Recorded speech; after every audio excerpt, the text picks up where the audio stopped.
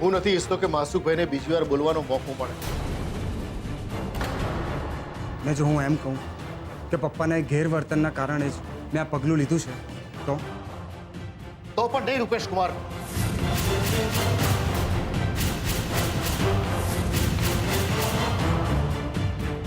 તમે એક રૂપિયો ભેગો કરીને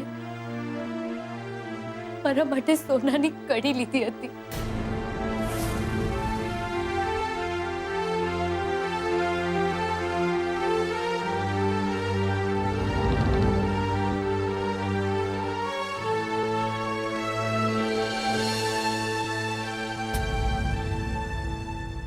સોનાની કડી.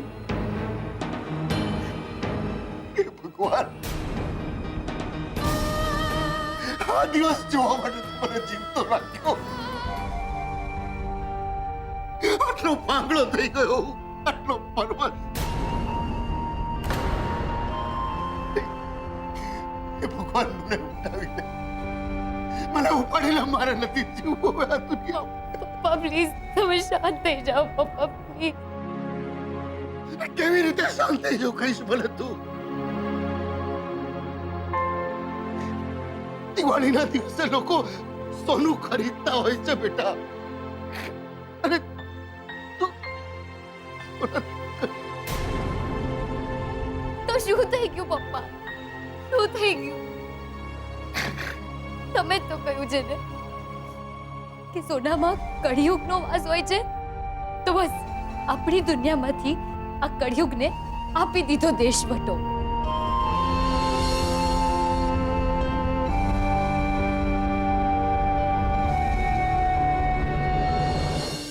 પપ્પા, તમારું સોનું તો હું છું ને,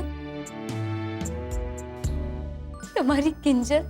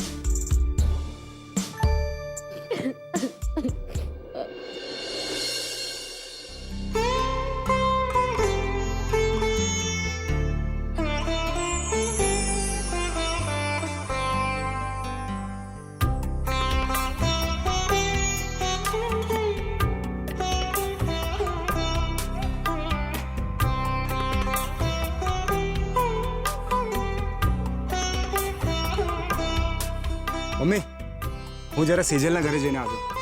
કેમ ભાઈ? અમારા બધાની સાથે આ દિવાળીનો તહેવાર ઉજવવામાં તને કાંટા વાગે છે?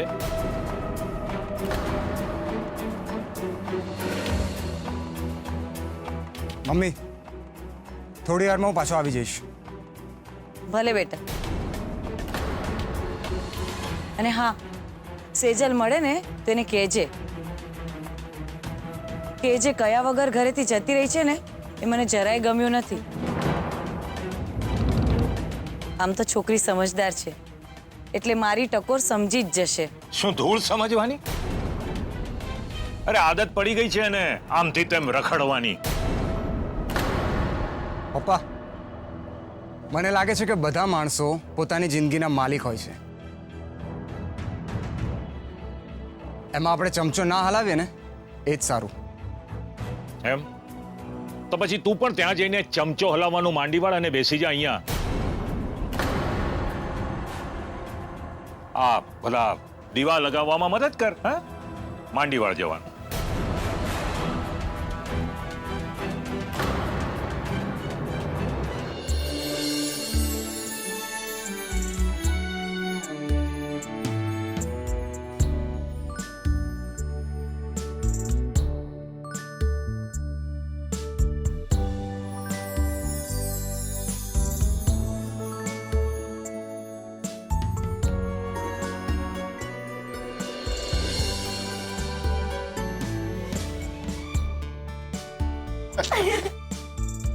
અરે વાહ, સરસ મજાના રંગો ભર્યા છે રંગોળીમાં.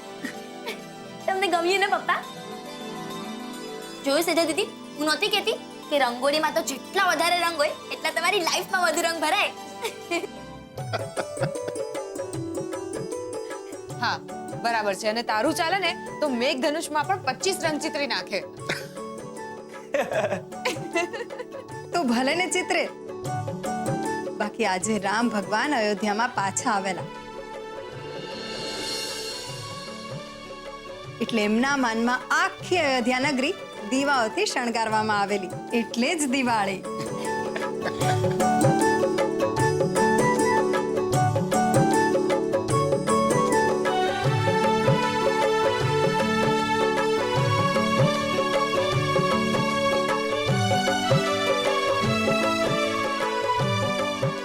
અંધકાર પર અજવાસના વિજયનું પ્રતીક છે આ દીવડો. ઘરમાં ઉજાસ ને હૃદયમાં અજવાળ.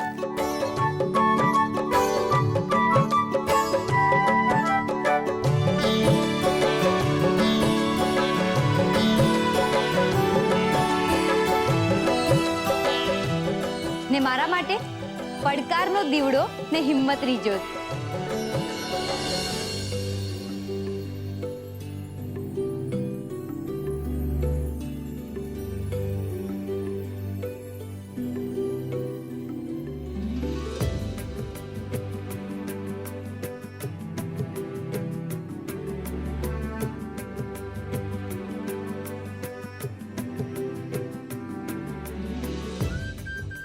અરે વાહ, તમને શું લાગે છે કે તમે કહેશો અને હું બેસી જઈશ?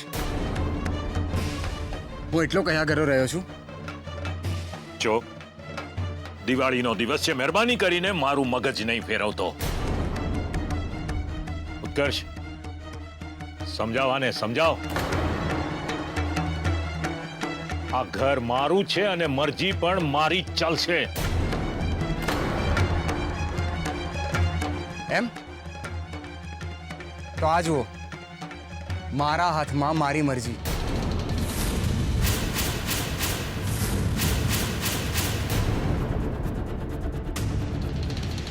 અને આ ફાઇલ જોઈને તમને સમજાઈ જ ગયું હશે કે આમાં શું છે. આ ફાઇલ તારી પાસે ક્યાંથી આવી? આપી દે મને આ ફાઇલ આપી દે. રૂપેશ, તું આવું કઈ નહીં કરે. કેમ? તમે મને ઘરમાં કેદ કર્યો અને મેં મારી જાતને તમારી કેદમાંથી આઝાદ થવાનો પ્રયત્ન કર્યો. તો પ્રોબ્લેમ શું છે? પ્રોબ્લેમ તને થશે છોકરા. જો આ ફાઇલ લઈને તે ઘરની બહાર પગ પણ મૂક્યો છે ને તો ફરી પાછો આ ઘરની અંદર પગ મૂકવા નહીં મળે, સમજ્યો?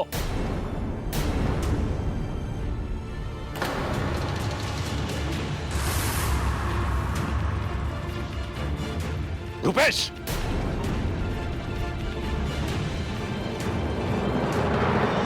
બેટા યાદ છે તને જૂના ઘરે આપણે પગથિયે રંગોળી કરતા? હા, કેમ યાદ ના હોય? અને પછી દર વર્ષે આપણે સવારે ઉઠીને નીચે જોતા તો એ જ રંગોળીમાં કૂતરું આળવટીને રંગોળી બગાડી નાખ્યું. ને પછી આપણને ખબર પડેલી કે કૂતરાનું કારસ્તાન નહીં, રાહુલભાઈનું પરાક્રમ હતું દર વર્ષેનું. લે બોલ, મને તો એમ કે તને તો ખાલી દિવાળીના મઠિયા અને ઘૂઘરા જ યાદ છે.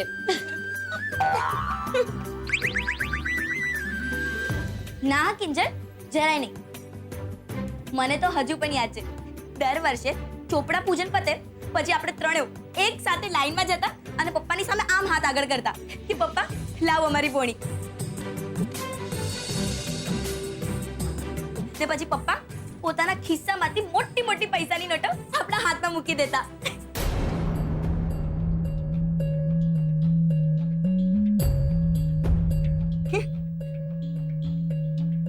પણ આ વર્ષે તો નથી પપ્પા પાસે ઘર,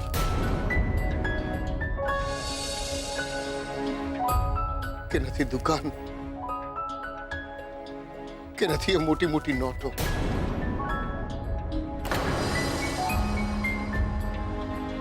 અરે આ બધું ખોટું છે.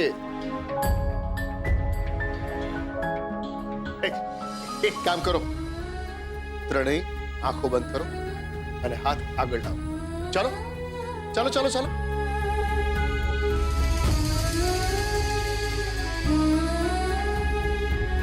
અરે શું વિચારો છો? જુઓ, તમારા પપ્પા પાસે મોટી મોટી નોટો કરતા પણ વધુ કિંમતી વસ્તુ છે આપવા લાયક.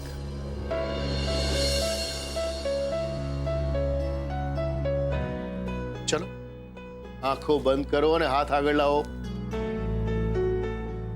ચલો ચલો ચલો, હાથ આગળ કરો.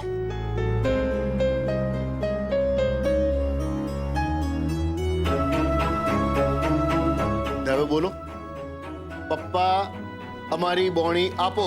પપ્પા આપો અમારી બોણી. આ તારી સેજલની આપની છે.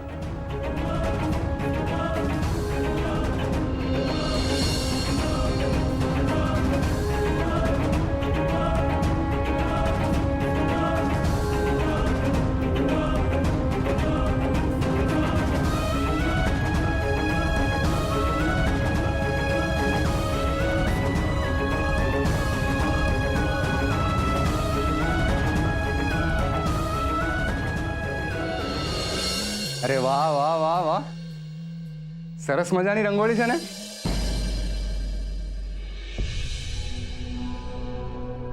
અને આ તારા માટે સેજલ. શેની ફાઇલ છે? આજથી આ ઘર તારા નામે.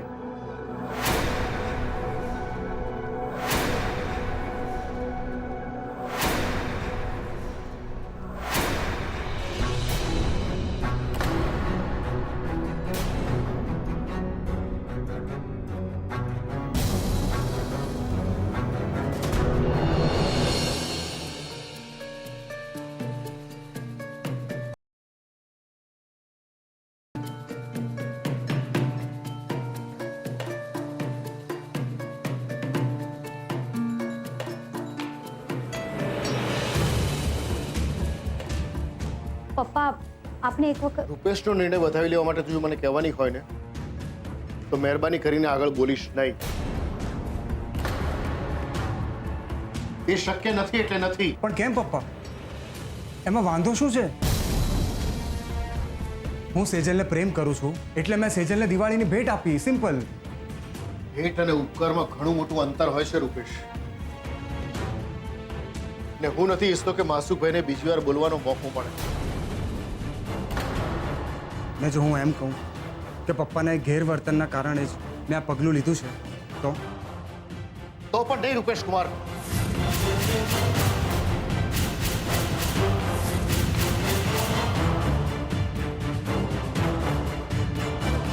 રૂપેશ કુમાર? હા, રૂપેશ કુમાર.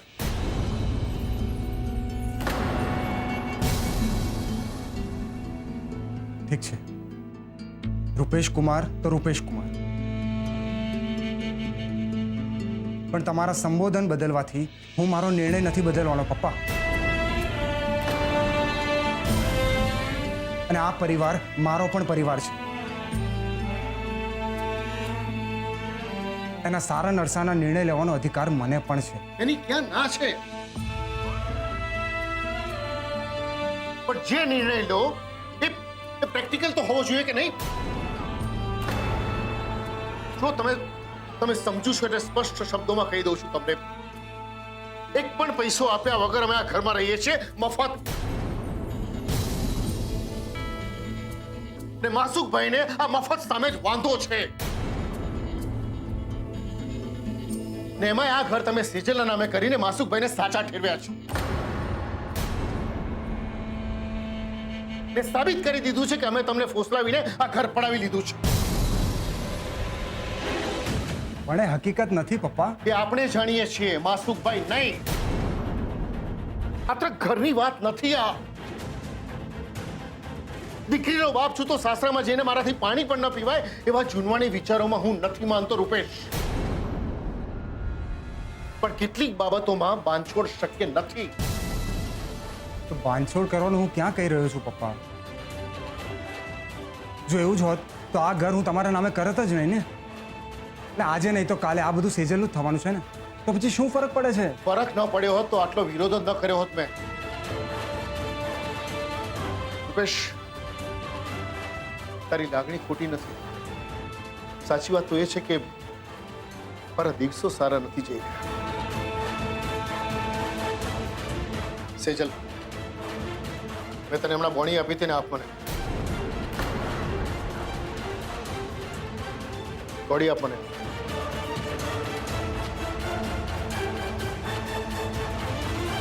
રૂપેશ, આ કોડી સેજલના હાથમાં મૂકીને ત્યારે જ મેં માની લીધું હતું કે આ કોડી નહીં, મારું સ્વાભિમાન છે. ને તમે એના ઉપર આવીને ફાઇલ મૂકી દીધી. શું જ સમજવું મારે? મને બસ એક જ વાત સમજાય છે પપ્પા, કે તમે માનો કે ના માનો, પણ મારો નિર્ણય સાચો છે અને હું એને બદલવાનો નથી એટલે નથી. રૂપેશ, રૂપેશ, સેજલ,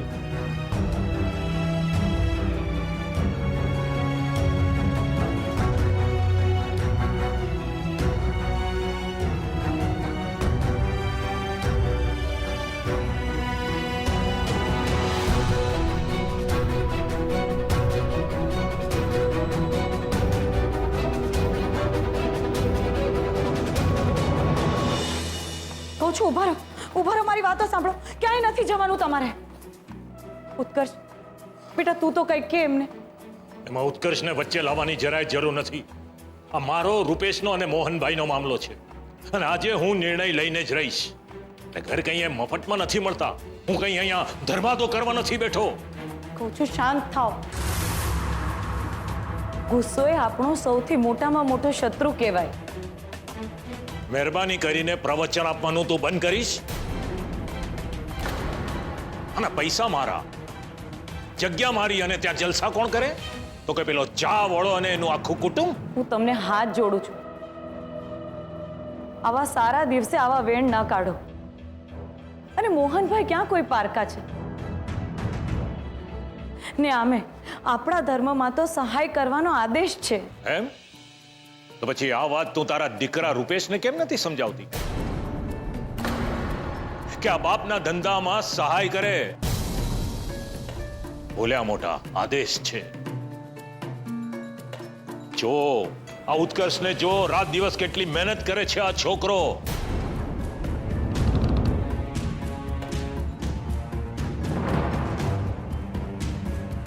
એ ગમે તેમ પૈસા નથી ઉડાડતો.